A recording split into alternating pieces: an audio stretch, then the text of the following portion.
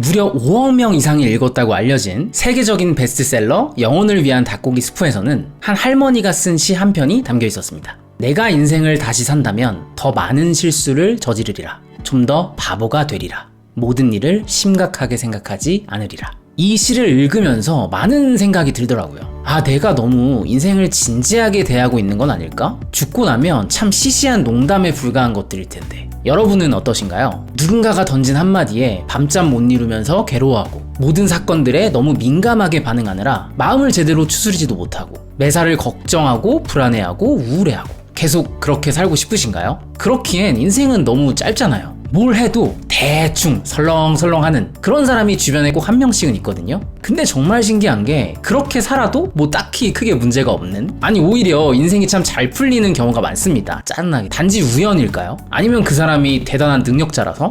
제가 아는 그 친구는 그렇지 않던데 진짜 뭣도 없는 친구예요. 진짜 너무 그래도 잘만 살더라고요. 남들보다 훨씬 더. 결론부터 말하면 우리 그냥 대충 삽시다. 막 살아요 우리. 그래도 됩니다. 제가 진짜 예민함의 끝판왕이었고 소심, 민감, 불안, 걱정 이런 키워드에 어울리는 사람이었거든요. 근데 막 살기 시작하면서부터 모든 것이 달라졌습니다. 마음이 편안해진 건 아주 사소한 변화일 뿐이고요. 무슨 일을 해도 어떤 일을 겪어도 크게 흔들리지 않아요. 흔들리더라도 금방 돌아옵니다. 대충대충 설렁설렁 살았을 때 가장 좋은 점은 그렇게 살아도 괜찮구나, 별 문제 없구나 하고 안심이 된다는 겁니다. 시험에 떨어지고 사업에 실패하면 세상이 끝날 거라고 생각했는데 그렇지 않더라고요. 이 사람이랑 헤어지면, 남들에게 오해를 사서 욕을 처먹으면, 통장은 텅장이 되고 자존감이 바닥으로 떨어지면 내 인생은 진짜 이대로 끝나는 거구나 이렇게 잔뜩 쫄았었는데 그렇게 되지 않았다니까요. 나 왜 따지고 있니? 이게 인생의 재밌는 점인 것 같아요. 쌩 지랄을 해도 이 녀석은 나를 버리지는 않는구나. 바닥 깊은 곳으로 떨어져도 어떻게든 다시 뜨게 되어 있구나. 사실 이런 말이 잠깐의 위로는 될 수 있어도 현실에 적용하기란 쉽지 않습니다. 특히 저처럼 예민한 사람에게는 머리로는 이해가 가도 절대 바꿀 수 없는 방식일 거예요. 몰라서 그렇게 안 사는 게 아니라 노력해도 안 되는 거니까요. 그럼에도 불구하고 우리는 막 살 필요가, 아니 그렇게 살아야만 합니다. 자, 그럼 당신이 왜 이 삶을 대충 살아야 하는지 그 이야기를 좀 더 해볼게요. 그리고 나서 어떻게 하면 막 살 수 있는지에 대해서도 다뤄보도록 하겠습니다. 먼저 설렁설렁 살아야 되는 이유는 그렇게 살아도 어차피 될 일은 되고 안 될 일은 안 되니까.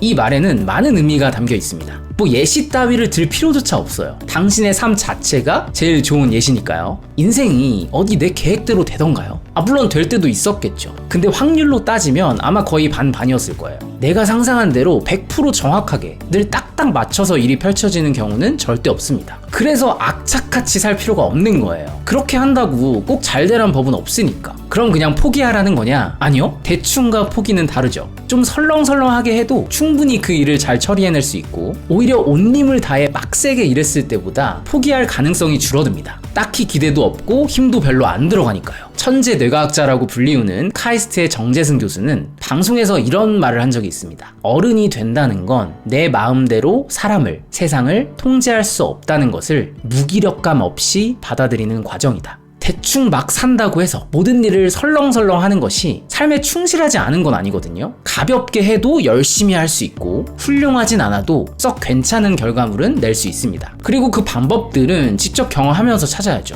이건 제 전자책과 강의에서도 말씀드린 내용인데 여러분이 인생의 모든 과제를 마주했을 때 이렇게 질문해 보시길 추천드립니다. 어떻게 하면 잘할까? 대신에 어떻게 하면 쉽게 할까? 단순한 것 같지만 정말 큰 도움이 됩니다. 우리는 항상 무언가를 잘 해내려고, 잘 하려고 하는 것에 익숙하기 때문에 자기 자신을 과도하게 괴롭히는 경향이 있어요. 근데 쉽게 하는 것에 포커스를 두면 마음이 너무 편안해지고 행복해집니다. 이건 일상에서 실천을 해보시면 바로 체감하실 수 있어요. 꼭 기억하세요. 쉽게 해도 괜찮다. 쉽게 생각하고 행동할 때 결과가 더 좋다. 일상에서 직접 경험해 보시길 바랍니다. 자, 그런데 이런 걱정이 드실 수 있을 것 같아요. 뭐 마음 편하게 사는 건 좋은데 그러다 실패하면 어떡하지? 사실 우리가 막 살고 대충 할 수 없는 이유가 여기에 있죠. 실패가 두려우니까. 그렇게 하면 큰일 날까봐. 근데 그거 아세요? 당신이 아무리 최선을 다해서 완벽을 기해도 그럼에도 실패할 수 있다는 거. 앞서 정재승 교수님이 말씀하신 것처럼 세상 그리고 사람은 우리 입맛대로 통제할 수 없기 때문에 인생에는 내가 감히 조정할 수 없는 영역이 무수히 많이 존재하기 때문에 그래서 어떻게 하면 쉽게 할까? 라는 질문과 더불어서 이 실패에 대한 민감도를 낮추는 노력을 할 필요가 있습니다.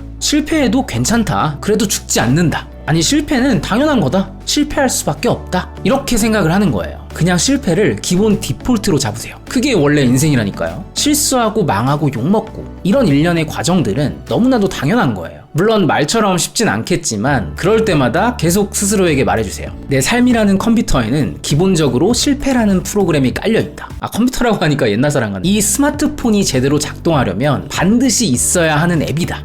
그럼에도 겁이 나고 망설여진다면 라틴어 수업의 저자 한동일 교수의 말을 기억합시다. 단 몇 번 실패한 나를 나의 전부라고 착각하지 마세요. 살면서 겪는 안 좋은 일들, 내가 부주의해서 망쳐버린 관계와 제대로 된 결정을 내리지 못해서 나타난 아쉬운 결과들, 이건 나의 전부가 아니거든요. 그냥 일부분일 뿐입니다. 휴대폰에서 꼭 필요한 앱 같은 거예요. 다시 시간을 되돌려서 다른 선택을 했더라도 또 다른 종류의 고난이나 아픔이 있었을 거예요. 지금보다 상황이 더 나빠졌을 수도 있고요. 그리고 여러분도 다 알고 있잖아요. 그때 어설프고 미흡했던 경험 덕분에 지금은 더 성장할 수 있었고 더 나은 결정을 내릴 수 있게 됐다는 걸. 그런 의미에서 우리 조금은 헐렁하게 삽시다. 이 세상 자체가 미완벽한데 왜 나만 완벽해지려고 하냐고요. 너무 딱 맞는 신발은 발을 답답하게 만들고 아프게 하는 것처럼 지나치게 잘 하려고만 하는 삶의 태도는 나를 숨막히게 하고 끊임없이 괴롭힐 겁니다. 인생은 그 자체로 실수투성이기에 더 흥미롭고 다채로운 거예요. 이 미완벽함이 주는 완벽함을 있는 그대로 인정하고 수용하면 그땐 이런 생각이 절로 드실 겁니다.